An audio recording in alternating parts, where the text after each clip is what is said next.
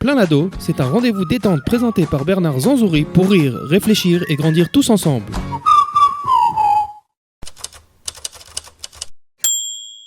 Et plein l'ado aujourd'hui, bienvenue chez nous dans notre studio, l'émission qui parle des ados, de la Alia, dans les studios Qualita. Et aujourd'hui avec nous deux invités très sérieuses pour l'instant, ravissantes, très connues de la communauté puisqu'elles ont fait plein de choses intéressantes. J'ai cité à ma gauche Shirel Di Napoli, j'ai l'impression de présenter un match de boxe. Et à ma droite, avec la ceinture de championne du monde, Salomé Benichou, et deux jeunes filles qui étaient en France et qui vont nous raconter un peu leur parcours, qui sont montées en Israël et qui ont rejoint le thème du jour puisqu'elles ont servi, les deux, dans le service civil israélien, le Shirut Leumi. Alors, pour savoir ce qu'elles ont fait, il faut les connaître. Et pour les connaître mieux, on va dire tout de suite bonjour à Shirel. Shirel, bonjour. Bonjour Bernard. Ça va? Ça va la et toi? forme? Ouais, approche-toi du micro, que sinon le technicien va crier. Et à Salomé. Salut. Salomé, ça va bien? Ça va très bien. Salomé, qui devait participer déjà 2 fois à l'émission et qui, à la dernière seconde, trouve toujours une affaire pour se sauver. Mais aujourd'hui, on a réussi à la coincer et nous sommes particulièrement contents. Alors, on va revenir tout de suite à Shirel pour savoir, Shirel, où tu habitais avant ta Alia? Alors, j'habitais à Marseille, à Saint-Jérôme. Et j'allais à l'école Yavne Marseille. Et t'as encore un peu l'accent, c'est pas mal. Je l'ai fait ressortir. C'est pas mal. En fait, c'est quand elle le dit qu'elle a encore plus l'accent. Saint-Jérôme. Je préfère mon accent que celui des Parisiens, excusez-moi. Juste avant la bagarre. On va passer à Salomé. Salomé, t'étais où, toi? Moi, j'étais à Saint-Brice. Je viens de Saint-Brice, à côté de Sarcelles. Saint-Brice, c'est juste à côté de Sarcelles. Tu es allé à l'école, là? Au Zaratora Sarcelles. À Haute-Zaratora Sarcelles, qui est bien mieux, je suppose, que les écoles qu'on trouve à Marseille. C'est évident. Je pense que c'est pas comparable. Très bien, l'ambiance monte. L'ambiance monte. Et c'est avec ces deux personnes que nous allons passer la prochaine heure. Ça va être très long. Ça va être très, très long. Sauf si elles font un effort particulier. Mais pour le faire, vous allez voir, on les connaît. Alors, je vais revenir tout de suite à Shirel et on va faire un tout petit peu son parcours. Alors, Shirel, tu grandis là-bas à Marseille? T'es arrivé d'où? Tu étais de Marseille toujours? Alors, moi, je suis née à Jérusalem. Ok. Je suis restée en Israël. C'est original. C'est ça. Je suis restée en Israël jusqu'à mes 2 ans. Mm-hmm. Et à 2 ans, la vie m'a ramenée en France, à Marseille, où j'ai fait toute ma scolarité. J'ai également été au Bnei Akiva. J'étais une fervente du Bnei Akiva. J'étais Khanicha, ensuite Madricha, puis Rakezet. Et oui, jusqu'à 1 an après mon bac, je suis restée à Marseille. Elle est super sérieuse, on dirait qu'elle est porte-parole de l'école de Marseille. Bon, okay, qui est venue nous vendre le truc. Attention, on va se détendre. On va se détendre. Et tout de suite, on passe à Salomé, la porte-parole de Haute-Zaratora. Sarcelles. Alors toi, t'es arrivé à Sarcelles quand? T'es né là-bas? Non, pas du tout. Moi, je suis née à Pontoise. C'est dans le 95. J'ai habité 12 ans à Cergy. Et après, c'est un peu moins excitant. Ouais, c'est beaucoup moins excitant que... Un point. J'ai même pas besoin de parler. Donc à Pontoise, Pontoise des 3 oiseaux. Et ensuite... Non, et après, je suis venue, on est venu à Saint-Brice. Ouais. Et au Zaratora Sarcelles, par contre, j'ai toujours été là-bas. À partir du CP jusqu'à la terminale. Ok. Alors, vous êtes là-bas, vous allez, je suppose qu'en terminale, il y a dû avoir le bac bleu-blanc, un truc comme ça. Non, avant ça, il y a eu la Pologne. Ah, il y a eu la Pologne. Ah oui. Qu'est-ce qu'on fait là-bas? En Pologne? Ouais, c'est en première, ça? Première, ouais. Ok. Pourquoi t'en parles? C'est un truc qui marque quand on est à l'école, etc. Pourquoi j'en parle? Parce que la Pologne et le bac bleu-blanc, c'est 2 choses qui se suivent. Les deux, ils ont joué dans ta Alia, par exemple? Dans le fait que, dans la décision de vouloir monter? C'est pas ce qui m'a fait venir en Israël, parce que j'ai toujours eu cette envie de venir en Israël, mais ça m'a remis les choses bien au clair, ça m'a renforcé mon identité juive, donc ça m'a fait tout ça, et ça m'a donné ça m'a conforté dans mon choix de venir en Israël. Salomé, encore un peu avec toi. Quand tu grandis justement dans cette école et que tu fais ces choses-là, ces expériences, tu as dit que l'Alia était toujours un peu là. Comment c'était l'ambiance dans ta classe par rapport à ça? Comment les jeunes en première, en terminale, abordent ces histoires de Alia? Parce qu'ils voient bien qu'ils ont des copains à eux qui vont partir, eux-mêmes, ils ont prévu des fois de faire des études.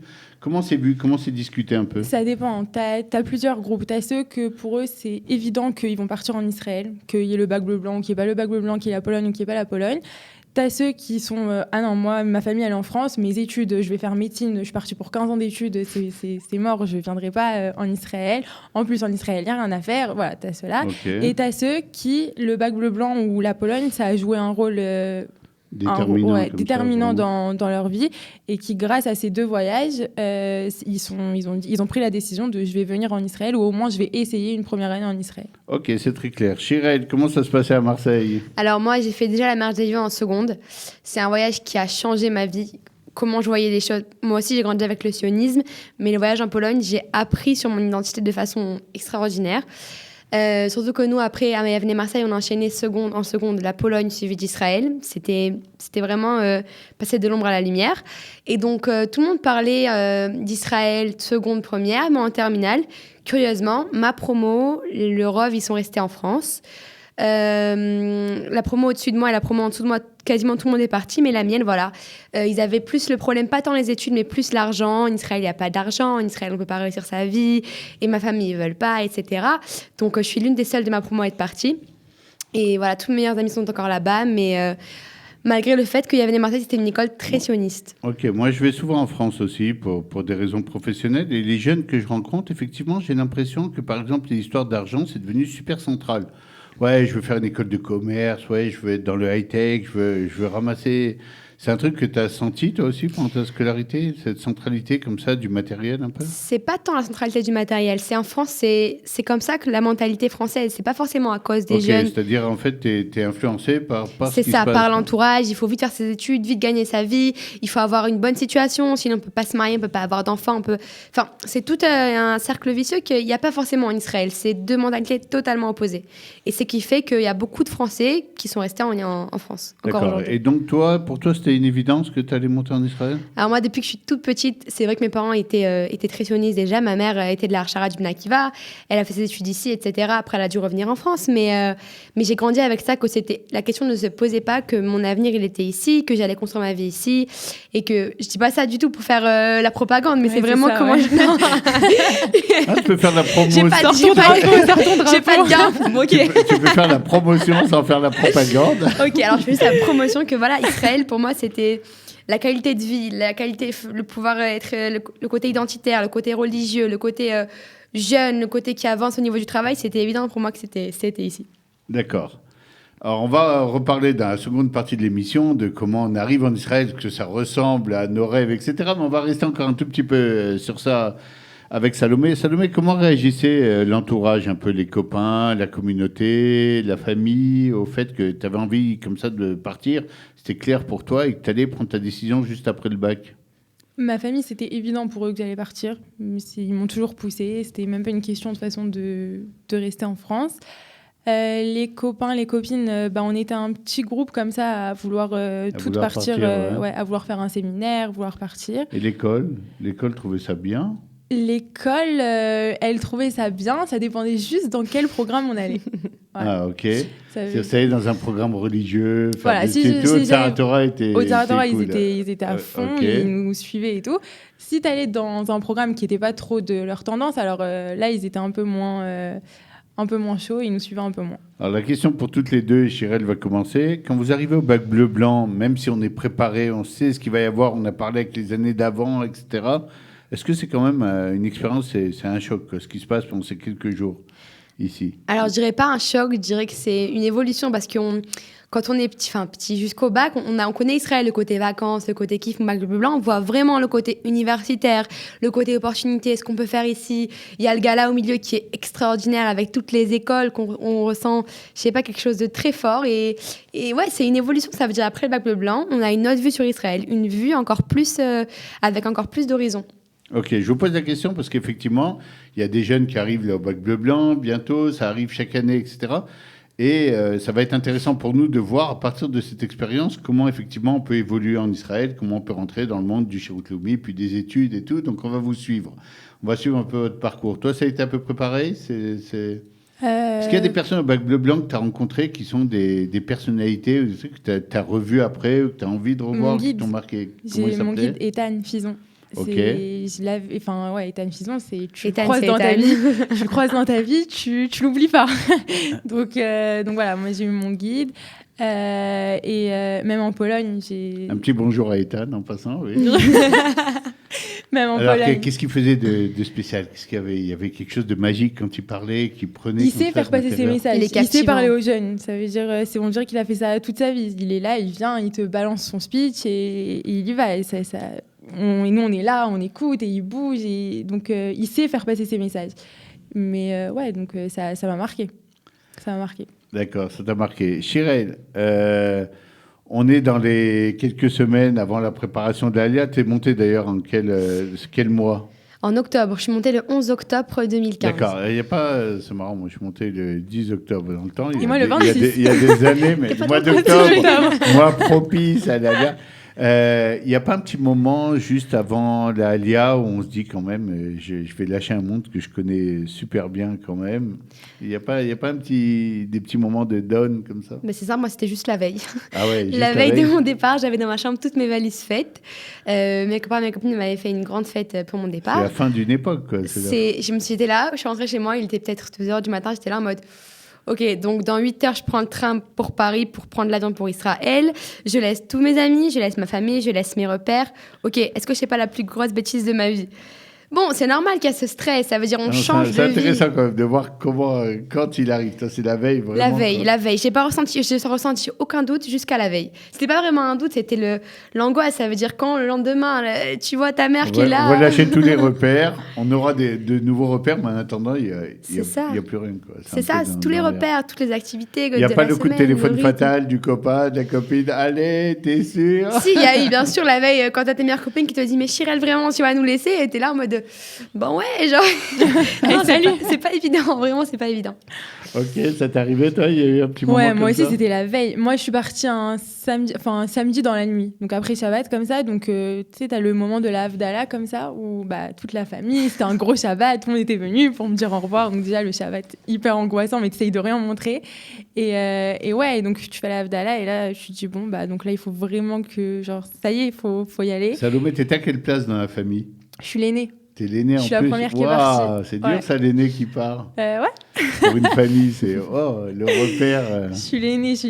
Et non, voilà. Et donc après, tu t'essayes d'aller dormir. Tu essayes. Tu tournes. On dort pas la veille. Tu pleures. Il y a combien d'enfants? Qu'est-ce qu'il y a comme enfants après? Il y a moi, il y a mon frère qui est aujourd'hui à l'armée, qui est parti l'année d'après moi. Et il y a les deux petits. Il y a ma sœur qui a 16 ans et mon petit frère qui a 11 ans. T'as pas un petit frère qui rentre dans la chambre et qui dit tu t'en vas? Et là, qui te casse le cœur? Non, c'est plus mon père. Ouais. C'est mon père qui a craqué, mais totalement. Ma fille,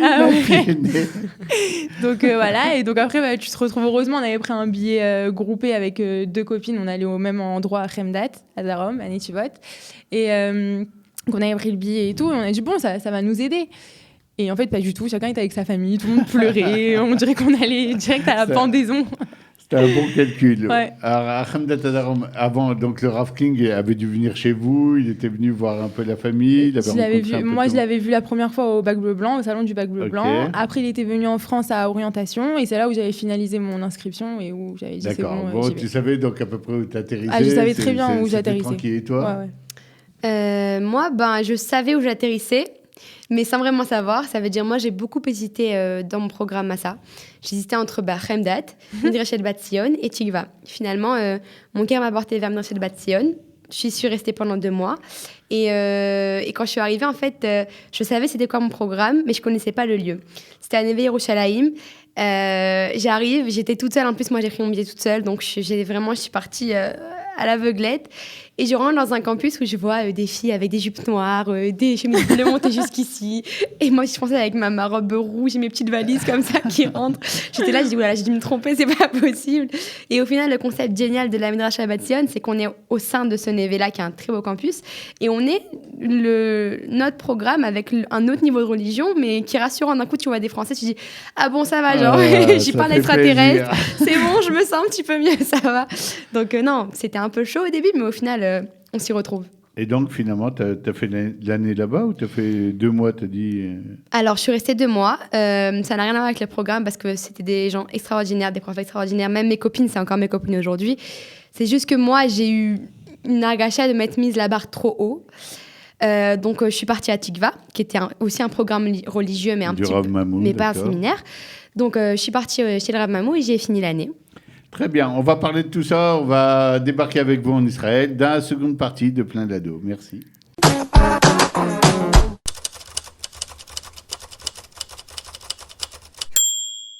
Seconde partie de Plein d'ados, du grand match entre nos deux copines qui ne sont pas adversaires, pas du tout, mais il y en a quand même une qui vient de Paris et l'autre qui vient de Marseille.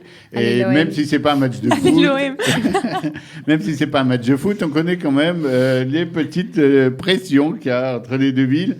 Shirel Di Napoli, ici à ma gauche, et Salomé Benichou, on les avait laissés à la fin du premier quart d'heure quand elles allaient monter dans l'avion pour leur alia. Alors, pour Salomé, c'était en 2014, pour Shirel, c'était en 2015.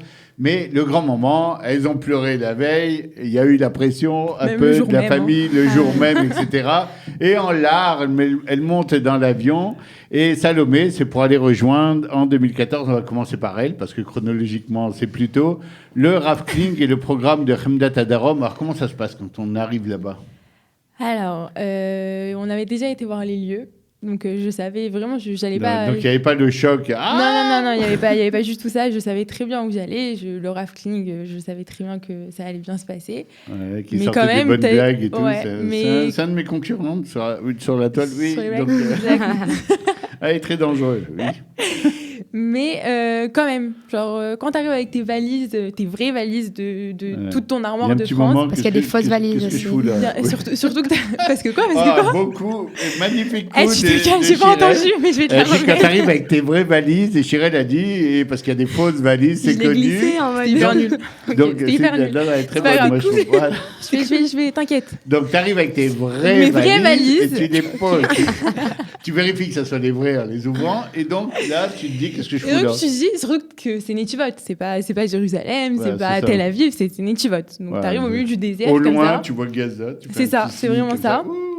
La nuit, t'entends des petits booms et tout. Non, c'est hyper sympa. Non, donc t'es là et tu te dis, ok, bon, ben c'est parti. Tu commences à sortir tes affaires, tu fais ton lit, tu dis donc je vais dormir ici. Et c'est qui ces filles et là, tu passes le premier coup de téléphone à maman et à non, papa. pas encore. Trop tôt. Ouais, trop tôt, sinon je reprenais l'avion du retour. Trop tôt. Ok, donc tu t'es dit j'attends demain matin. Et c'est ça. J'attends de vraiment m'installer, de sortir mes affaires et après. Et là, comment ça se passe ? Tu regardes les filles, tu dis elles ont l'air louches. Parce qu'en général, on trouve toujours, tout le monde se regarde et tout le monde trouve l'autre. Oh, non, moi le problème c'est que je suis quelqu'un de très sauvage, donc j'ai pas du tout été vers les gens dès le début. T'étais comme ça ou t'es encore comme ça ? Parce que t'as l'air d'être arrangé. J'ai beaucoup travaillé sur moi. T'as beaucoup pris sur elle. On en parlera plus tard. Shirel a des choses à dire. Elle est pas bien, elle a une sale expérience.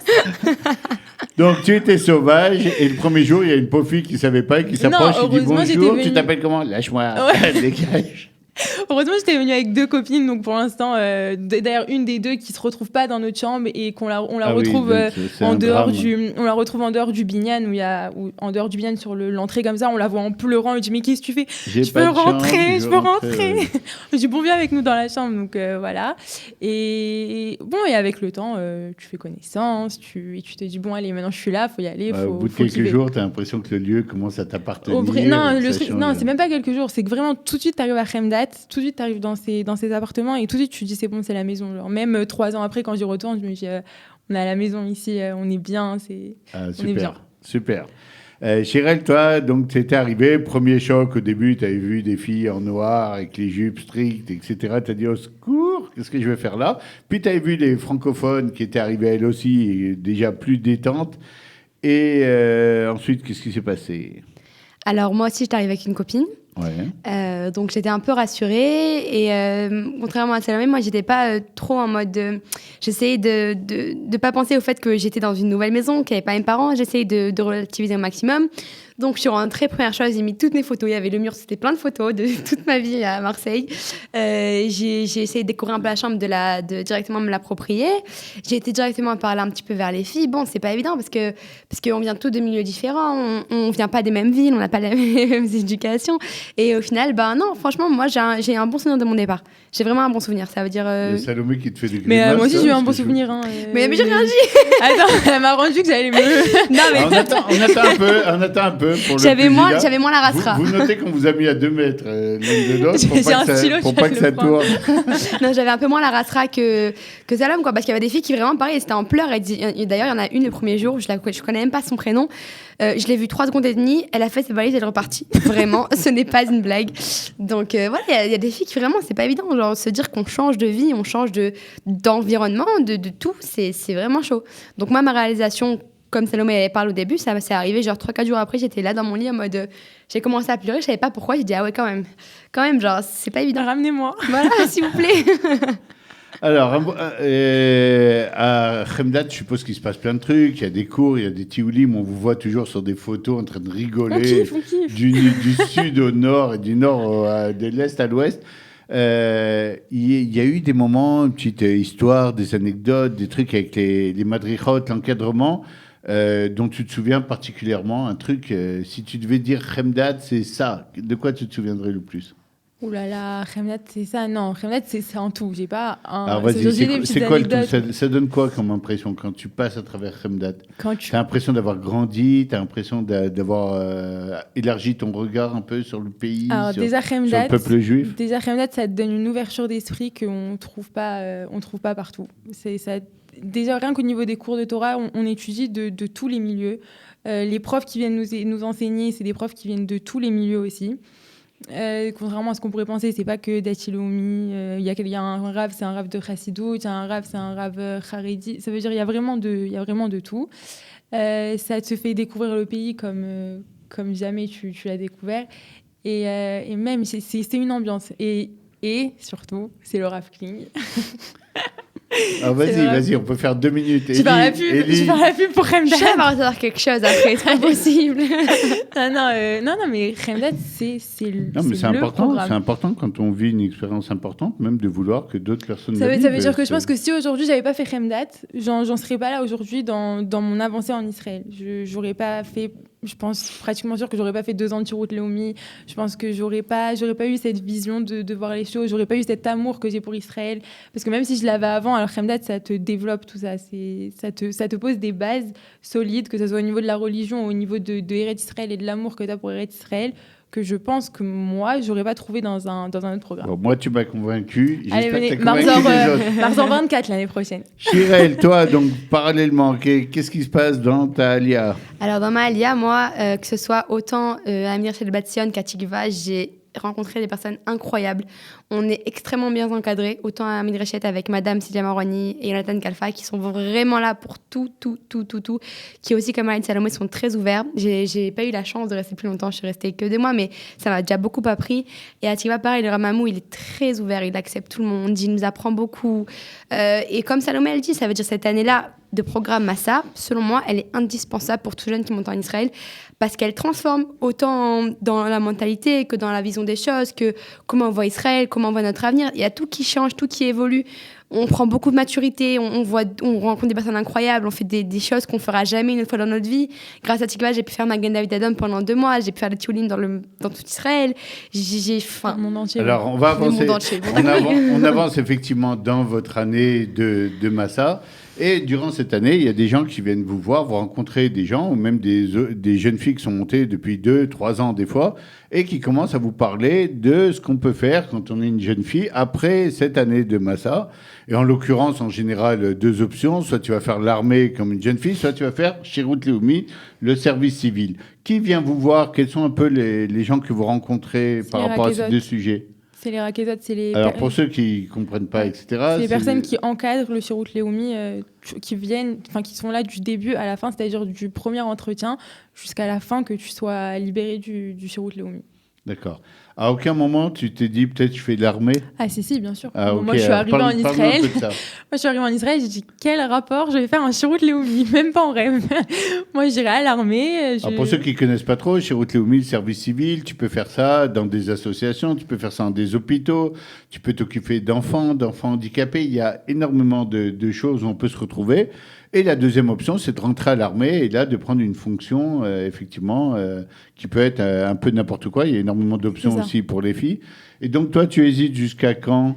jusqu'à bien après Pessah, de mon année de Khemna. Donc c'est quand même tard. T'as regardé les options, t'as écouté tard. un peu, J'ai commencé à remplir les gens. papiers pour l'armée et tout. J'ai commencé à remplir les papiers pour le Shirout, mais j'étais plus, allez, je vais faire l'armée. On te laisse ici une seconde, on va passer à Shirel et ensuite on revient pour voir comment t'as pris ta décision. Shirel, alors toi Alors c'est clair pour toi par contre? Pas du tout. Ça veut dire moi j'étais encore plus fervente que Salomé. C'est-à-dire dans ma chambre, j'avais des grands posters IDF, Magav, Caracal. Je voulais vraiment être Mefa Kedet ou Ktsina de je sais pas quoi. Calme-toi. Je voulais vraiment être Léonie Oknef. Je voulais... Attends, laisse le suspense, 2 secondes. Genre, en fait, je suis arrivée en Israël et encore plus mon envie de faire la messe s'est renforcée. Parce que moi, je suis arrivée en Israël en octobre 2015. C'est les mois où ça a commencé les couteaux, les attentats au couteau. Et c'était vraiment très dur. Ça veut dire tous les jours, il y avait des morts. Tous les jours, on entendait ce qui se passe à Jérusalem. Tu regardais dans ton dos quand quelqu'un était trop près pour voir s'il n'avait pas te planter. J'avais très peur. Ça veut dire, maintenant on en rigole, mais ça veut dire j'ai développé, comme beaucoup de monde, je pense, une paranoïa que tout arabe était potentiellement dangereux. Ça veut dire un jour... Raciste, ça? C'est pas raciste. ça veut dire un jour, j'ai même été à la Macolette. D'un autre côté, si tu te dis, je vais être cool aujourd'hui, tu as une bonne chance de te faire planter. Vraiment. Allez, aujourd'hui, journée, je ne soupçonne personne. C'est ça, on peut pas penser comme ça quand tous les jours il y avait des attentats, tous les jours c'était... Même un jour, à côté d'Arnof, à la Macolette, on allait souvent faire nos petites courses. Un jour, j'ai été comme ça là-bas, c'était en plein après-midi, et 10 minutes après, j'entends les pompiers, j'entends des hurlements, et j'entends qu'il y a un attentat, et je dis, mais c'est pas possible. Ça veut dire... En bas de mon campus où j'étais, à 10 minutes d'écart, j'aurais pu être dans le magasin avec un terroriste. Et donc, à ce moment-là, je me disais, mais quand je serai Khayelet, je vais tuer tous les terroristes. Il n'y aura plus de danger en Israël. Je pensais vraiment comme ça. Je vais vous raconter aussi une petite anecdote. Il y a un magasin de Borékas sur la route à côté de la mairie, comme ça. Et le mec, il a une petite machette comme ça, et il coupe ses Borékas en 4. Quelle race, quoi. Et un matin, je mangeais un Borékas là-bas, et le type, à un moment, il se souvient qu'il y a un client qui vient de sortir et qui n'a pas pris sa monnaie. Et il oublie qu'il a sa machette, et il court derrière. Client, monsieur. Et je l'ai rattrapé par le bras, je lui ai dit, tu vas te faire tuer, t'es mort, quoi. Tout ça. Et il a compris de quoi je parlais. Il faisait 3 pas sur Yafo, il se prenait une balle. Ah, vraiment? C'était la Avira quand on est arrivé? C'était une période, et il a dit, oui, j'avais pas vu, effectivement. Je lui ai dit, t'es mort, quoi. Ne sors pas comme ça, le bonhomme. Salomé, toi, c'était plus calme. T'es arrivé l'année d'avant, c'était après Tsoukétan, après la guerre. C'était après Tsoukétan. On a dit, bon, c'est bon, on s'en sort bien. La guerre, elle est passée. Mais on a quand même eu la petite Azaka, un soir comme Azaka, ça. C'est l'alarme. C'est l'alarme quand il y a une bombe. Et là, Salomé s'est dit, je vais prendre la bombe sur... Non, moi, ça va. La vérité, moi, ça allait. J'étais habituée, j'étais là à Tsoukétan, donc ça allait. Mais il y avait les autres filles qui étaient dans la douche, qui sont descendues en peignoir, en courant dehors, en hurlant. Ah ouais, la bonne ambiance. Les filles qui sortaient avec leur couette et tout. Vous avez les parents qui appellent chaque fois qu'il y a un truc comme ça? Oui, t'as les parents qui te disent... t'as toutes sortes de parents. T'as ceux qui te disent, ça y est, tu rentres. Ceux qui te disent, c'est comme ça, c'est Israël, faut t'habituer. Viens te reposer à Sarcelles, ma fille. Non, pas du tout. Moi, mes parents, ils sont pas du tout comme ça. Ils sont, c'est comme ça, c'est la vie en Israël. C'est tout, voilà, on sait où on va. Tu sais où t'es arrivé, tu te débrouilles. Ma mère, à l'époque, ça aurait été tu l'as voulu, tu le prends. Non, ma mère, c'est détente, ça va, c'est pas grave et tout. Elle est cool, elle. J'avais dit, il vous protège, ça va. Et Khayalim, il nous protège. Non, mais c'était vraiment, là, quand on est arrivé, c'était la Avira, c'était vraiment pas évident. Il y a beaucoup de filles qui ont dit, je veux rentrer, j'ai peur. On n'avait pas le droit de sortir de la Midrasha, même pendant les temps libres. Donc, et voilà, c'est pour ça qu'à ce moment-là, j'étais encore plus fervente pour l'armée. Et ma décision de Tirut Léomi, elle a été prise que très tard, vers février-mars, pareil. Genre alors, pour vous mettre un tout petit peu dans le bain de ce qui va se passer en troisième partie, parce que déjà, on s'approche de la fin de la deuxième partie de notre émission. On est presque à la moitié. Ce qui va se passer, en fait, dans votre vie, c'est que, sans le savoir, les deux, de votre côté, etc., vous allez laisser tomber un peu les options d'armée et vous allez vous diriger vers une option qui est un peu étrange, parce que quand on a voulu faire l'armée, ça fait très immersion dans le pays avec les Khayalim. Et vous allez choisir le Centre national des étudiants francophones, le CNEF, pour votre Tirut Léomi. Alors toi, c'était un choix direct ou d'abord, tu avais fait autre chose? Non, alors moi, c'était ma deuxième année. Ça veut dire, moi, j'ai toujours su que... Donc, j'ai fait une première année dans un GAN. J'ai commencé à l'hôpital, ça m'a pas plu. Je suis partie dans un GAN. J'ai adoré mon année. Et j'ai trouvé qu'une année, ça ne me suffisait pas et il fallait que je continue. Génial. Vous allez vous retrouver au CNEF, mais on va arrêter cette deuxième partie, on va la terminer parce qu'elle doit s'achever. Et tout de suite, on reprendra avec Shmuel, qui est un des centralisateurs du CNEF. Et Shmuel va nous raconter comment il vous a vu arriver. Et ensuite, on parlera avec vous du CNEF. D'accord? À tout de suite. Ça marche.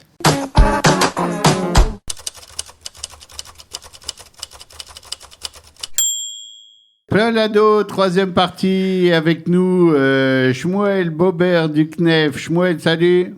Comment ça va, Bernard? Bon, Hachem, super. Alors Shmuel, on va expliquer, il va expliquer lui-même, c'est un type important du CNEF, c'est un coordinateur de plein d'activités.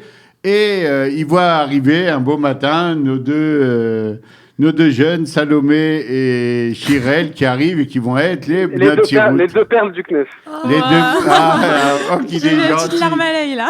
Shmuel, juste avant de parler de Salomé et de Chirel, dis-nous qu'est-ce que tu fais au CNEF, quel est ton travail au quotidien? Qu'est-ce que je fais? Je suis Rakaz, donc coordinateur des activités du CNEF dans tout le pays. Alors, qu'est-ce qu'il y a comme activité au CNEF que tu coordonnes? Ça peut être des Shabbatot, des Tioulim, ça peut être des activités de rencontres. Et donc, c'est important pour toi quand arrivent les nouvelles Notiroutes, parce que tu dois voir dans quoi tu vas pouvoir les faire travailler. Exactement. Donc déjà, dans quoi je peux les faire travailler, et également selon leur profil. Ok. Alors bon. Donc quand tu as vu Salomé et Chirel, tu as dit oh là là là là. Quelle galère. Quelle galère. Je sens que je vais être tout seul cette année. Bon, bref. Alors comment j'ai vu arriver deux profils très différents. Ok, alors vas-y, raconte-nous un tout petit peu comment ils étaient. On a envie de l'œil extérieur. Salomé, la petite timide. Chirel, là, pas du tout timide. Ok, elles avaient l'air de s'entendre dès le début ou ça allait pas du tout? Non, voilà, alors, dès le début, alors, le truc, c'est bon, quand tu mets une fille toute seule, bon, ça va. Quand tu mets plusieurs filles ensemble, tu te dis, ouais, qu'est-ce qui va se passer maintenant? Ça peut mal finir. Parce qu'avec Irène aussi, voilà, il y avait une troisième aussi. Elles vont se déchirer les chignons. Oui. Moi, je vais devoir supporter ça toute l'année, faire l'arbitre, je vois, ça va être un peu galère. Donc, tu as décidé de les formater tout de suite? Au début, il y a un jour qui passe, une semaine, 2 semaines, tu te dis, elles sont toutes froides entre elles, elles se parlent pas, qu'est-ce qui se passe, tu vois, je me dis, merde. Et après, le temps passe, et finalement, au bout d'1 mois, 2 mois, c'est devenu les meilleurs amis du monde, avec leurs profils très différents. Alors, Shmuel, est-ce que tu te souviens d'une activité ou d'une opération qui t'a marqué, où elles ont été à leur sommet, là, au niveau rendement? Alors... Pourquoi il rigole? Il rigole, la vérité... Non, j'ai dit à leur sommet, j'ai pas dit au tien. Elles ont été au top. Elles ont été au top toute l'année. Ah, c'est beau, ça. Mais ouais, je peux sortir des trucs qui sont sortis. Hanouka, elles étaient au top. Ayom Ha'atzmaut. Purim. Ce que j'ai fait avec elles. C'était quoi leurs meilleures caractéristiques? Elles étaient souriantes, elles étaient responsables. Les deux souriantes, les deux responsables. Elles amènent du monde. Bon, moi, elles s'occupent des gens. Les gens, ils arrivent, c'est pas, elles sont là, elles ont fait leur job. Bon, elles sont assises toute la soirée, elles font rien. Non, elles vont voir les gens, elles vont parler avec eux, elles vont s'occuper d'eux. Elles vont voir s'ils ont besoin de quelque chose. S'il y a un petit qui est tout seul, comme ça, il déprime dans un coin, elles vont voir avant remonter le moral un petit peu. Non, vraiment, c'est... Dis-moi, Shmuel, ça n'a pas été trop dur ensuite de terminer l'année avec eux? Il a pleuré. On a tous pleuré, hein. Il a pleuré. Shmuel, il a pleuré? Ouais, mais ça va, elles sont plus dans route, mais elles sont encore madrichot. On est resté madrichot. Ah, bien joué. Vous reconvertissez. On coupe pas le cordon sans les enseignes de Tirout. Magnifique. Elles sont plus dans route, donc elles sont encore madrichot. Non, je les vois encore jusqu'à aujourd'hui. Ah, c'est sympa. Shmuel, quelles sont les prochaines activités du CNEF là, sur lesquelles tu bosses actuellement? Alors, le gros truc qu'il faut absolument ne pas rater, le 25 décembre au soir, on fête les 30 ans du CNEF. Allez là. À Jérusalem. Oh, c'est beau. Donc ça, faut pas rater. Voilà, ça, c'est la grosse date à retenir. Et sinon, voilà, faut se mettre au courant sur la page Facebook du CNEF. On peut aller voir. Il y aura des grands Shabbatot qui vont être organisés là très prochainement. Hanouka qui arrive à grands pas. Donc voilà. Alors, elles ont déjà pris des responsabilités, les deux, ou ils essayent de se... Hanouka, je sais pas trop quoi leur donner. Bon, donne-leur des bougies allumées, Franck. Donne les cadeaux. Merci beaucoup, Shmuel. Bonne chance au CNEF. Merci d'avoir été avec nous. Et maintenant, on va avoir leur avis sur toi et sur le CNEF. Vas-y, mais raccroche, on m'entend pas. Toda Rabba, Shmuel. À bientôt. Bye bye. Alors, on y va, par qui on commence? Chirel, toi, t'arrives, vous voyez l'équipe du CNEF. Comment ça se passe le premier jour quand vous arrivez de notre Chiroute? Déjà, il faut savoir qu'on était 3 de notre Chiroute. Il y avait Salomé, Keren Boukris, maintenant Bournik, parce que Keren est mariée. C'est pour ça qu'elle ne peut plus être madricha, donc on lui fait un gros bisou. Donc voilà, on est arrivés. On doit se taper son boulot, on lui fait un gros bisou. Non, pas du tout. Elle nous manque. Ah, bon. Donc voilà, et on est arrivés, ça veut dire déjà le premier jour, il y avait Keren et moi, on est 2 Marseillaises, et on voit Salomé, déjà, la veille du Chiroute, elle était là, bon les ptors, bon les trucs, et nous on était là, on comprenait rien, on savait même pas c'était quoi un ptor. Bon, on a rien dit. Salomé, pourquoi tu savais tout Non, parce qu'il faut expliquer que chacune avait... Enfin, c'est la blonde, comme chez Gad Elmaleh. C'est la fille qui connaît, on sait pas pourquoi. Non, mais il faut expliquer que chacune avait son tafkid, son rôle. Moi, mon rôle, c'était de m'occuper des benoît Chiroute. Donc, j'étais une batte Chiroute qui s'occupait des benoît Chiroute. Et je devais m'occuper d'aller chercher les dispenses de l'armée et tout. Donc, on m'avait appelé déjà avant. Je savais de quoi on parlait. Parce que même moi, j'étais passée par là et tout. Donc voilà. Donc voilà, nous, on était un peu... on arrive et tout le premier jour. Au début, il n'y avait personne en plus au bureau. Donc tu regardes, tu dis qui c'est celle qui se la pète là. Alors attendez, c'est ça. Keren et moi, les 2 Marseillaises, très chaleureuses, très ouvertes, on va parler, machin et tout. Et on voit Salomé. Pas méchante, hein. Mais on voit Salomé, t'es là, bon, on attend un jour, 2 jours, et Karen et moi, on dit, peut-être qu'elle nous aime pas, peut-être qu'on on était très impressionnés par Salomé au début, il faut dire ce qui est. En fait, elle vous aimait beaucoup, mais elle savait pas comment le dire. Non, elle a une nature qui va pas forcément vers les gens, et au final, genre, quand on l'a découverte, elle était géniale, et vraiment, comme il a dit Shmuel, on a très bien fonctionné à 3. Donc le premier jour, donc on était là, on savait pas trop quoi faire, on était là, on avait peur qu'il y ait des caméras qui nous filmaient, ça partait 5 minutes avant. On pouvait pas partir avant. Et quand on a vu le staff, on a dit, waouh, genre, c'est vraiment... En tout cas, d'après comment tu racontes, ça s'est déjà nettement détendu après, par rapport à la première année de l'arrivée en Israël. On a l'impression d'avoir déjà des filles qui ont du bagage derrière. C'est ça, on a grandi vraiment. Quand je dis que l'année Massa elle est indispensable, c'est vraiment ce que je pense. Je conseille à tous les jeunes Olim Pradashim de commencer par ça. Ça aide énormément. Et donc voilà, on est arrivé, on a vu le staff vraiment, autant Sam que Amélie, que Shmuel, que Gamliel. C'est vraiment une équipe extraordinaire. Même Yael de la comptabilité, ça veut dire on est tous... J'aime bien une CVET aussi... C'est une famille complète. Ouais, c'est une famille. Et qui est une famille. Ça veut dire Sam, un patron de base, il était avec nous comme genre... je sais pas comment expliquer. On avait un très bon cachet à autant avec lui, qu'avec Shmuel, les gammes qu'on embêtait toute la journée, avec Amélie aussi qui nous a beaucoup appris. Donc vraiment, on était vraiment un bon staff et c'est ce qui, je pense, que ça a beaucoup contribué. Le staff complémentaire de l'enfer. Attention, attention. J'ai jamais dit ça. Ah si. On ne parle pas mal du CNEF. De l'enfer, c'est une belle expression. Ah, d'enfer alors. D'enfer, voilà. La fille est venue pour nous faire des leçons de français. Je peux partir si vous voulez. La Marseillaise, oui, une seconde. Donc, Salomé avec nous. Alors, Salomé, toi, t'es là-bas, tu vois 2 Marseillaises arriver en train de piquer des fous rires et de pousser des cris. Elles sont trop ouvertes. Ouais. Elles sont trop ouvertes, elles sont trop écrites. Elle écrit toute la journée. Elle a des coups de fil qu'elle reçoit toutes les 2 secondes. T'as l'impression que tu travailles avec Bibi. Tellement elle a des amis. C'est la Bibi des Chiroute. Mais moi, je suis là, je suis tranquille. Non, mais c'est une année. Alors, comment ça s'est passé? Raconte-nous un peu l'année. Donc, il y a Amélie, pour ceux qui connaissent, il y a Gamliel, ils ont l'air sérieux comme ça, et en même temps, on voit qu'ils arrivent à rigoler complètement, à se détendre. Ah ouais, mais d'un autre côté, quand il y a une opération, on est tous à fond dedans. Ouais, c'est ça le truc. C'est à fond. Non, aussi, je pense que ce qu'on a aimé toutes les 3, c'est que par rapport à différents chiroutes, des fois, tu sens cette différence entre le staff, on va dire, et les benoît Chiroute. Ça veut dire... il y en a qui font la différence. Il y a un peu de... Ça veut dire, moi, j'ai été dans un endroit... J'ai commencé dans un endroit où il y avait du zilzoul dans les benoît Chiroute. Et d'accord, on les prenait de haut. Ouais, on nous prenait de haut et tout. Pas... Et là, pas du tout. Ça veut dire, on était partie intégrante de l'équipe et il n'y avait pas c'est les benoît Chiroute et on leur donne que les trucs nuls à faire et tout. Ça, vraiment, on n'a jamais connu ça. T'as vraiment l'impression d'avoir de vraies responsabilités. On nous a donné des shabbats entiers à organiser. On nous a donné des vraies responsabilités. Voilà, je prends mon exemple. On m'a donné à gérer tout le projet enfin pas tout, mais une bonne partie du projet de la Alia. Ça veut dire, à un moment donné, à la fin de l'année, le CNEF, il prend les filles des programmes Massa et il leur fait faire leur Alia plus rapidement pour qu'ensuite les filles qui veulent faire un Chiroute Léomi, elles reçoivent la dispense rapidement et tout. C'est le programme Zéhout. Le programme Zéhout.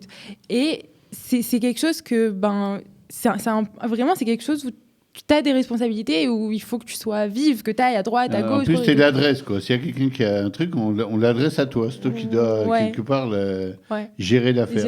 Gérer l'histoire, et voilà. Ok. Donc, Chirel, toi, tu étais responsable de quoi? Alors voilà, alors Salomé, c'était la les teuf. notes Chiroute. Moi, c'est ça, la teuf. Moi, la bonne ambiance. L'ambiance. non, je viens du Bna Akiva, j'ai toujours été fervente dans les activités, les pays où l'autre, ramener des gens, faire des fêtes et tout. Enfin, des fêtes, voilà quoi. Et du coup, moi, il m'a mise responsable de chanson roi des activités et du Tsevet Madrim, parce qu'il faut savoir qu'il y a un Tsevet Madrim dans tout Israël, des jeunes qui sont bénévoles et qui donnent au CNEF, qui sont là, qui organisent des activités, etc. Donc, c'était ce que je devais faire. Et on se sentait, comme elle a dit Salomé. Donc, grosso modo, toi, tu étais la référente et tu avais comme référent Shmuel. au-dessus de toi, Shmuel. Exactement. Dit, je travaillais surtout avec Shmuel. Maintenant, quand il y avait un Shabbat, une activité ou quoi, on se complétait vraiment toutes les trois. Keren qui parlait mieux et bref, elle faisait des trucs relous, d'appeler, les régler, l'argent, machin et tout. Nous, on faisait soit Salomé, c'était la designer, elle faisait les affiches aussi. Non, vraiment, dès qu'il y avait une activité, même si c'était mon tafkid, on s'aidait vraiment tous et ça donnait vraiment des résultats de fou. On a fait des Shabbats, on est monté à 180 personnes, on a fait tout ce qu'on a fait, on l'a fait à fond. Comment on se sent comme ça quand ça marche? Ah, on s'en fraîche. On est bien. On s'en fraîche. On est bien. Ouais, on est à l'aise. On se montre pas trop, parce que je me rappelle qu'on voulait pas trop se montrer. Mais Ça sert à rien. Pas devant tout le monde. Non, Vous ça sert à attendiez rien. de Mais rentrer entre là. nous, Mais à la fin, la musique et à la tout. fin, on était bien. Et oui, on était contents. On se dit, waouh, genre, quand même, bien sûr que c'est Vous grâce habitiez à. ensemble? Non, mais pas loin. Malheureusement. Franchement, non, on n'habitait pas ensemble, mais ça veut dire on passait tout notre temps ensemble, même en dehors du Chiroute, on kiffait. Et vraiment, ça veut dire même encore aujourd'hui, je fais la mytho un peu, on est encore copines. C'est pas vrai. Non, vraiment, on a gardé des liens. Moi, je remercie le Chiroute parce que Keren et Salomé, c'est vraiment des copines maintenant aujourd'hui. Et je pense que notre trio et notre bonne entente entre nous trois, ça a vraiment fait qu'on a aussi bien kiffé notre année aussi. Ok, alors Salomé, est-ce que le CNEF fait attention aussi aux parents qui soient dedans, dans cette histoire, informés de ce Nos qui se passe? parents à nous? Ouais. Bah, je t'explique. Voilà. Parce que des fois, les parents se sentent un peu déconnectés, des fois. Ah non. Ils ont organisé le CNEF, donc Amélie, Sam et tout ça. Ils ont organisé un petit déj pour faire en sorte que nos parents, à nous trois, ils se rencontrent. Donc maintenant, moi, c'était un peu la galère parce que je suis la seule à qui mes parents sont en France encore. Donc il fallait attendre que mes parents viennent en Israël. Et après, donc, on s'est assis toutes les familles une matinée comme ça et on a commencé à parler. Il y avait un petit date comme ça au milieu et c'était hyper sympathique. Ouais. Et donc, ils leur ont expliqué ce que vous faites exactement. Ils savaient exactement, nos parents, ils savaient exactement ce qu'on faisait, ils savaient tout. C'est super intelligent, ça, parce que moi, je me rappelle, ma fille était en Chiroute Lomé, une fois l'année, ils nous racontaient un truc, mais on comprenait. Non, nous, ils étaient vraiment dans le truc. Ça tenait à cœur à tout le staff que nos parents, ils voient ce qu'on fait. Au-delà du fait du Chiroute, ils voulaient qu'ils soient au courant de ce qu'on fait. Et donc, quand vos parents sont sortis du truc, ils ont dit waouh. C'est ça. Je rigole. C'est ça. Non, ils étaient fiers, c'est sûr, ils étaient contents, ils se sentaient concernés. Là, ils ont remercié beaucoup Sam qui les a intégrés à notre année en quelque sorte. Il y a des jeunes du CNEF qui vous reconnaissent des fois dans la rue. C'est pire que moi, ça. c'est Salomé du CNEF. C'est ça. C'est Salomé du CNEF. Il y a plus de respect. Je peux venir chez toi, Shabbat.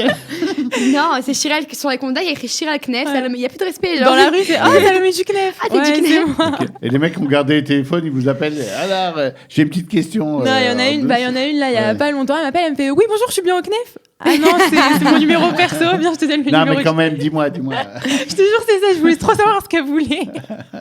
Non, c'est ça. Je pense qu'on a eu la chance notre année. Bien sûr qu'il y a toujours eu des matures extraordinaires, mais là, le fait qu'on était trois, on a eu la chance de mettre notre empreinte au maximum de notre potentiel. On a fait des trucs de fou. Il y a des Coréens qui sont venus nous interviewer. Il y avait un traducteur, je vous jure que c'est vrai. On a fait une interview en coréen. Genre, on parlait, il y avait une Coréenne qui traduisait parce qu'il y avait des Coréens qui faisaient une enquête sur les jeunes qui faisaient la Aliyah. On a fait une enquête. Il y a le petit quotidien qui est venu avec Anne Barthès. On a vraiment fait des trucs sympathiques, même les activités. Qui, grâce à Keren, ils ont lancé le concept de la fête des filles. C'était génial aussi comme soirée, vraiment. C'était génial. Dis-nous un petit truc en coréen. Tu m'avais dit tout à l'heure dans les coulisses. Coca sigolé. C'est un truc comme ça, j'ai oublié. Mais bravo, en tout cas, t'as bien retenu. On se retrouve tout de suite pour la troisième et quatrième même partie. Ça passe tellement vite le temps avec vous. Parce qu'on est bien avec vous. Vous êtes super. Vous êtes grave. Pour la dernière partie de Plein l'ado, là, on va parler un peu de vous, de votre avenir. On se retrouve tout de suite et gardez la bonne humeur la même et le sourire. T'inquiète, Bernard. Ok. À tout de suite. À tout.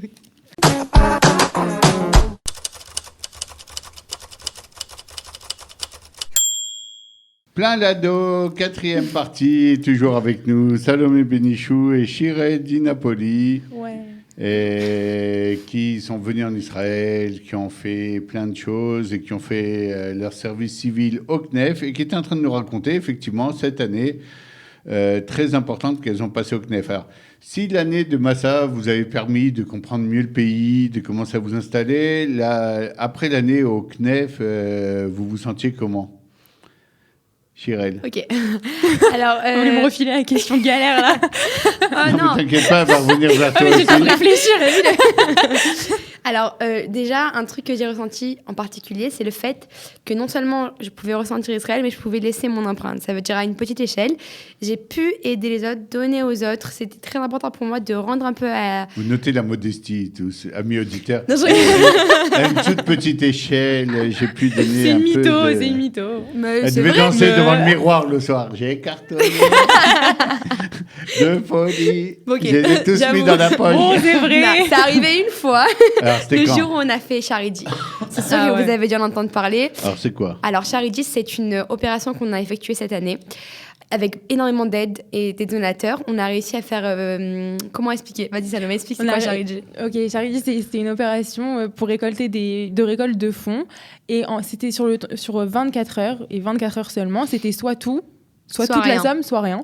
Et on a réussi, et ça, c'était grâce à tous les bénévoles qui nous ont aidés pendant ces 24 Il y heures. avait un temps limite, voilà. Ouais, vraiment, si on dépassait C'était- ces 24 heures, c'était incroyable. mort, on perdait tout. Et on a senti une tension, mais une bonne tension de toute la journée. Ça veut dire que c'était du soir. Vraiment, Ah c'était ouais. vraiment 24 Ouais, heures. effectivement, moi, je suis passé au milieu de la journée. Je suis resté un peu avec Aïe, vous. aïe. J'ai regardé. Il y avait une ambiance. Il y a une Wall ambiance Street, folle. les téléphones Ah ouais, de ça partout, sonnait de Ouais, partout, ouais, il c'était- fallait appeler partout Ouais, les puis il y avait listes. la pression. On n'a pas assez. Si on n'a C'est pas ça. ça, On a va eu une marcher. demi-heure avant la fin. Une demi-heure avant la fin, on a réussi à avoir la somme. Alors, qui comment on était se sent à demandée. la fin d'une journée comme ça? Là, on se sent on bien. a fait des efforts. Il y avait plein de boulot avant, je suppose, des semaines de préparation pour arriver le jour J avec toutes les énergies et C'est ça. tout le monde. Comment on se sent quand on C'est-à-dire- finit ça, Shirel? On se sent fier, ça veut dire, même si on n'avait pas forcément une grosse ampleur dans tout le projet parce que ça dépendait beaucoup plus que nous on a juste un peu aidé, mais le fait qu'on ait déjà aidé et qu'on ait mis notre empreinte, on dit waouh, ce qu'on arrive à faire quand on est ensemble, quand on a vraiment un but, c'est incroyable. Ouais, c'est ça. Le truc qui marque, c'est que vraiment, il y avait des gens de partout, des grands, des petits, des jeunes, des moins jeunes, Grave. des gens du CNEF qui étaient là depuis le début. Nous, Des les petits soldats qui avaient une pause, qui sont C'est venus. ça, des gens qui avaient une pause 5 minutes qui venaient. Et c'est ça qui nous a marqué, c'est que c'est cette unité qu'il y a eu C'était pendant ces génial. 24 heures de gens qu'on connaissait pas. Ça veut dire des gens qui sont venus et qui ont dit ok, j'ai 5 minutes, donnez-moi une liste, j'appelle le maximum de gens. Et c'est ça vraiment le jour de Charity qui nous a marqué. Alors moi, ça m'a beaucoup plu ce qu'a dit Shirel. Toi, tu as senti la même chose, c'est-à-dire pendant Ah, tu te moques de moi, mais tu penses que je dis au final. Je me moque de tout le monde, mais des fois, j'admire quelque chose. Elle a très bien résumé Shirel, c'est-à-dire pendant la première année, pendant Massa, tu commences à connaître le pays, tu commences à comprendre que tu n'es pas étrangère, tu es quelque chose qui peut s'intégrer. Mais là, il y avait une dimension, je peux aussi laisser mon empreinte, je peux aider vraiment. Je ne suis plus une petite Ola Khadasha qu'il faut aider, à qui il faut amener, à qui il faut expliquer, mais je peux aussi laisser mon empreinte dans le pays et être utile. Tu as senti ce truc-là aussi? Ouais, moi je pense que depuis que je suis rentrée au CNEF, c'est ce que je me dis, je trouve que c'est en intégrant les autres qu'on s'intègre nous-mêmes. Ça veut dire quand tu te retrouves... Non, c'est bon. Magnifique. Ça vient de... Note. Je note. Non, c'est ça, c'est que quand toi... Ça veut dire, moi, j'ai toujours du mal à faire les choses pour moi. Ça veut dire, aller dans les Mistradim, les banques, les trucs, c'est vraiment C'est une relou. angoisse pour moi. C'est une vraie angoisse, ça veut dire. Et je me suis retrouvée au CNEF où le directeur, il me dit, faut que tu ailles à la banque, me déposer ce truc, ce machin. Faut que tu ailles à l'armée, aller te battre pour les L'Ishkat Ptors, Gius, à ouais. l'Ishkat Gius pour aller te battre pour les Ptors. Et moi, j'étais là, Pour je les me dis, je peux dispenses, pas. ouais. Ouais, pour les dispenses de l'armée. J'étais là, mais je peux pas, comment je vais faire? Et au final, tu te retrouves dans une situation où t'as pas le choix et que tout repose sur toi et que si toi tu le fais pas, le projet il avancera pas et les filles elles vont être en galère quand elles vont commencer leur surroute Léomi. Et donc voilà, donc tu te dépasses. Le surroute Léomi, t'apprends à te C'est dépasser. exactement ça. Je pense que la nature de Léomi, on croit qu'on donne, mais au final, on reçoit tellement plus en expérience, en Koach Adam, en tout. On gagne énormément plus que ce qu'on donne, je pense, au niveau de ce qu'on vit. Ok, ça c'est au niveau des activités. Au niveau technique, j'ai envie de descendre un tout petit peu dans le technique. Comment ça se passe? Vous recevez une petite somme du Shirut Leumi, vous avez un appartement. Comment vous faites pour vivre? Ça suffit pour vivre ce qu'on touche au Shirut Leumi? Alors, c'est important à savoir. Alors oui, déjà, l'État, il nous donne un appartement qu'on doit faire attention pendant 1 an. On est avec d'autres Françaises. Donc, on n'a aucun frais pour l'appartement. On reçoit entre 700 et 800 shekels par mois selon le shirbut leumi, selon si on mange le repas de midi, etc. On doit manger avec ça et se débrouiller. Alors oui, c'est très faisable de manger avec ça. Il nous reste que les transports à payer. C'est ça. Même pas. Les transports, c'est payé par la RAFCAM. Ouais, loisirs. Justement, même les transports, on les paye pas. Donc, techniquement. Et on reçoit cette année-là le SAD Klita. C'est par la ministère de la Kita qui c'est une aide. D'intégration. Et je conseille vivement à toutes les filles et tous ceux qui vont recevoir de vraiment faire attention parce que c'est une somme importante. On voit dans notre compte l'argent d'un coup, on dit c'est bon, je suis riche, je peux faire des trucs de fou et tout. Au final, ça part très vite, donc il faut vraiment faire attention à cet argent-là. Niveau technique, voilà, on a la RAFCAF qui est payée par l'État aussi, on a l'appartement qui est payé par l'État. Et les 800 shekels par mois, il suffit largement. C'est la carte de bus, le transport. Et on reçoit aussi une autre somme quand on est bodedot. Quand on est bodedot, ça veut dire quand nos parents ils sont pas ici en Israël. Alors il y a l'aide du Khayal Boded que le ministère de la Klita il donne et les Bnot Shirut elles peuvent aussi le recevoir. Ça s'élève à 550 shekels. Le mieux c'est d'essayer d'économiser un peu, c'est ça, c'est important. On se rend pas compte. Des années où on peut économiser parce que techniquement on n'a pas énormément de. Et puis vous n'avez pas tellement de temps pour les loisirs.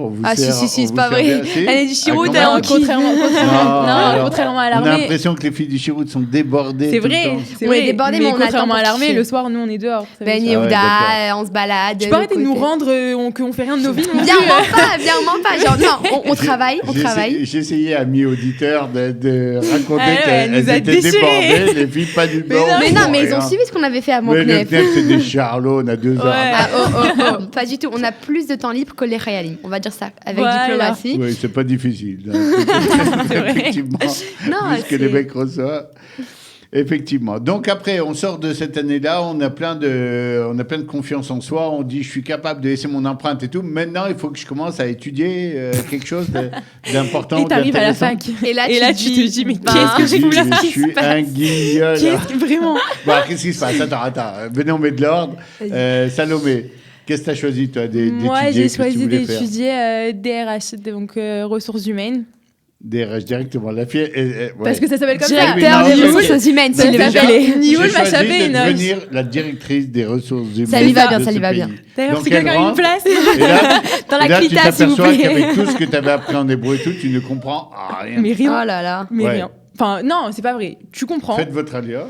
Non, c'est pas vrai. Tu comprends. Mais alors, si tu essayes de prendre des notes, ou des choses comme ça, c'est mort. Tu peux pas prendre des notes. T'écris un mot, tu te dis, mais il a dit quoi ? Quelle est la stratégie ? Après 1 ou 2 semaines, t'as trouvé des gens qui prennent des notes. T'essayes de prendre les cours, ouais. Non, tous les Français, on se regardait comme ça et on partait en fou rire, mais tous.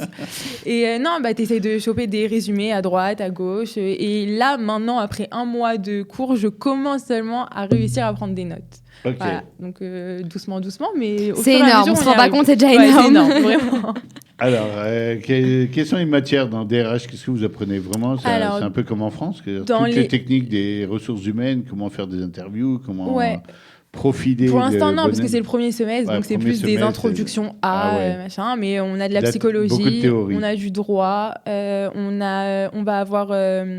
Comment on dit Kheshbonaout financier, la comptabilité. La comptabilité. On a quoi d'autre? On a la sociologie, on a des statistiques, des maths, on a un peu tout. Ouais. On a la matière ressources humaines, mais ça vient après avec le temps. Comment ça se passe au niveau de l'université? Il y a moyen de rattraper des cours que vous avez loupés? Il y a des techniques, il y a des choses qui sont enregistrées ou des notes. J'ai vu dans certaines facs des histoires. Tout se fait par Internet. Ça veut dire même tes devoirs, tu les rends sur Internet. Tout se fait par Internet. Donc en vrai, t'as une question, tu vas sur Internet, tu parles. Alors ce qui est hyper marrant, c'est que tu parles à tes profs comme si c'était tes potes. Tu les appelles. C'est incroyable. Ça. Salut, tu vas bien? Tu l'appelles par son prénom, tu lui parles le soir sur WhatsApp. Non, mais n'importe quoi. Et toi, en petit français, t'oses pas. Tu dis non, mais je vais pas le déranger. Alors les Israéliens, ils sont là. Il y a que le français qui pense que c'est n'importe quoi. Parce non, mais c'est génial. Non, c'est génial. C'est une bonne chose. Non, bien sûr que c'est génial. Ça veut dire toi, quand tu viens de France, même tes profs. Avec les profs. Pour ceux qui ont fait 1 an de fac ou 2 en France, c'est un autre style. C'est vraiment un autre style. C'est vraiment tes copains, les profs. Chérette, qu'est-ce que tu fais, toi? Alors, moi, je suis à la Mechina d'Arat Sofim. Ouais. Au début, la Mechina, c'est une année préparatoire à la fac. Une année préparatoire. Je devais commencer par mes études directement. J'ai envie d'être sage-femme, donc je devais commencer par Sioud, mais en Israël, c'est très compliqué de rentrer à l'université, par rapport à l'hébreu surtout. Et d'ailleurs, c'est l'un des combats du CNEF pour réduire les critères de Kabbalah au niveau de l'ivrit parce que c'est vraiment très élevé. Du coup, j'ai essayé beaucoup de facs et finalement, c'était pas possible cette année. de partout. Il fallait Je me suis fait recal de partout. il fallait rentrer en quel kita? Qu'est-ce qu'il demandait? Il fallait la note de 100 sur 150 au Mifraniel. D'accord. C'est vraiment pas évident. Ça veut dire que j'avais les bonnes psychométries, j'avais le bon bac, j'avais fait tous les Mifranim qui demandaient psychotechnique, plein de trucs, sauf le Mifraniel. Du coup, au Hachem, on m'a mis l'option de la Mechina, d'Arat Sofim, à savoir qui est gratuite quand on a fait le Sirut Leomi. C'est génial. Okay. Et ça prépare énormément à commencer l'université. On a les matières basiques, on peut avoir des ptors, c'est-à-dire que si on a une assez bonne note, pendant cette année-là, on n'aura pas ces matières, on aura des dispenses spécifiques. Exactement. J'ai énormément d'ivrit, j'ai 16 heures d'ivrit par semaine. Ça veut dire que mon niveau... J'avais un niveau guimel, mais il demande beaucoup plus. Alors, on apprend vraiment à parler encore mieux ivrit. On apprend à écrire des devoirs, des dissertations. J'ai de l'histoire, de la bio, des maths, des probas. J'ai de l'anglais. Vraiment, c'est une très bonne alternative pour avant de commencer les études. C'est une année préparatoire. On travaille énormément. Ça veut dire, voilà, j'ai mes cours en hébreu moi aussi. Ça veut dire le soir, si je ne reprends pas mot par mot, je suis là, je suis larguée. Donc, vraiment, il y a du travail. Mais au final, je pense que si ça paye, c'est une bonne chose. Ok, super. Salomé, toi, tu es directement dans le bain, tu es déjà à la fac, donc pour tes études, tu rencontres des gens qui travaillent dans ce domaine déjà? Tu as déjà rencontré, tu as eu l'occasion, qu'est-ce qui te plaisait dans ça? Tu aimes bien trier des gens depuis le SNEF? Alors en fait, pas du tout. Un petit profiling de bonhomme. Je compte même pas faire ce métier après. Ah, explique. Non, c'est quand même original, parce qu'il y a des gens qui étudient un truc, psychologie, machin, qui disent je veux pas être psychologue, on peut comprendre. Non, elle a de vraies DRH, ambitions. A priori, t'avais envie d'être DRH. Passe l'annonce, alors, passe l'annonce. Non, moi, mon rêve, si j'arrive, c'est de travailler dans tout ce qui est le domaine d'Eolim. Donc vraiment, c'est un de mes rêves. Okay. Salomé Benichou, 21 ans, enregistré s'il vous plaît. Elle ne s'arrête pas, tu as bien raison. C'est à Marseille. Elle a une phrase par phrase, elle doit dire des coups. C'est pour elle. Non, je suis avec toi. Donc vraiment, c'est un de mes rêves, c'est de travailler dans tout ce qui est le domaine de l'ALIA, de la Klita, donc de l'intégration, de tout ça. Et techniquement, il n'y a pas d'études qui t'emmènent à travailler, qui t'emmènent à ce métier. Okay. Donc, je me suis dit, bon, je vais faire quelque chose de assez général, qui est en relation avec les personnes, avec le monde, avec tout ça. Ça va me poser des bases, ça va me donner les outils pour faire ce que je veux faire. Puis j'aurai une licence en quelque chose, et après, au moins j'aurai un TOEIC, exactement. Ouais. Au moins j'aurai un diplôme, et j'essaye de m'ouvrir les portes, quoi. C'est bien réfléchi. Après, où je vais finir, je ne sais pas. Et tu peux, chez Qualita, David, le technicien ici, connaît beaucoup de gens. Il pourra peut-être t'ouvrir directement. C'est fait. Mais non, elle aura fondé autre chose encore plus. Oui, bon, j'aurais créé le concurrent de Qualita. Je vais me faire jeter d'ici. Du coup, on va y aller. Pas du tout. Si on peut s'exprimer, si tu veux créer la concurrence. Je rigole. Il n'y a pas de problème. Alors, qu'est-ce que tu veux faire, toi, plus tard? Comment tu te vois dans 10 ans? Dans 10 ans, alors si combien d'enfants déjà? Ouh là là. 2. 2, c'est tout? Dans 10 ans, j'aurai quel âge? J'aurai 31 ans? Oui. 3. Ouais. Non, en vrai, on parle, mais on ne sait pas du tout. Je ne peux pas programmer. En tout cas, j'espère avoir fini mes études. Oui, être mariée avec des enfants si Dieu veut. Et voilà. Véron, c'est un message. Elle devient marseillaise, attention. Non, mais là, ça va plus. Elle est transformée. Si tu me cherches, tu vas me trouver. Non, alors voilà, j'espère avoir réussi à mes études, à avoir terminé, à avoir un métier stable, avoir une bonne vie de famille et à m'être intégrée encore plus en Israël. Pas Stam la France, en Israël. Être intégré en Israël. Très bien. Et puisque Salomé t'a grillé, Liron, on te passe un petit coucou. Salomé, toi, que fera Salomé Benichou dans 10 ans? Alors, elle aura déjà ouvert le concurrent donc, de Qualita. Non, c'est pas vrai. Et tu comptes faire quoi? C'est important pour toi l'intégration? Tu as découvert au CNEF que c'est important d'aider comme ça les Olim et de leur filer un coup de main. Ils ont besoin on a besoin d'aide. Il faut tous les gens qui peuvent aider. Parce qu'il y a des Français des fois qui disent ça va, ils sont toujours en train de demander de l'aide, les Français. Non, on a besoin. Parce que les Français, j'ai remarqué ça que les Français, ils veulent pas spécialement s'intégrer. Enfin, c'est pas qu'ils veulent pas spécialement s'intégrer, mais c'est qu'ils ont du mal à s'intégrer. Et ils restent que entre Français. Et ça veut dire, mais c'est naturel, c'est normal. Même à la fac, forcément, tu vas avec celui qui te comprend le mieux et le plus rapidement possible. Mais c'est sûr qu'il faut tout le monde, enfin que tous ceux qui sont dans ce domaine-là continuent à se battre pour les droits des Français. Vous avez tout dit, Chirel et Salomé. On va vous dire au revoir. On était Merci, très Bernard. heureux aujourd'hui de vous accueillir, de vous Nous voir aussi. rigoler Nous aussi. ensemble. On sent qu'il y a une grosse amitié derrière toutes ces T'inquiète. bonnes Ma blagues. C'est le sang. Forever. Vous pouvez retrouver les studios Qualita sur la boîte vocale 050 430 80 20 ou bien télécharger l'application Studio Qualita sur l'App Store ou sur Google Play. www.studioqualita.com. C'est pour nous retrouver encore. Au revoir et à bientôt sur Bonne Plein journée. Lado et Studio Qualita. Salut. Bye. Plein Lado, c'est un rendez-vous détente présenté par Bernard Zanzouri pour rire, réfléchir et grandir tous ensemble.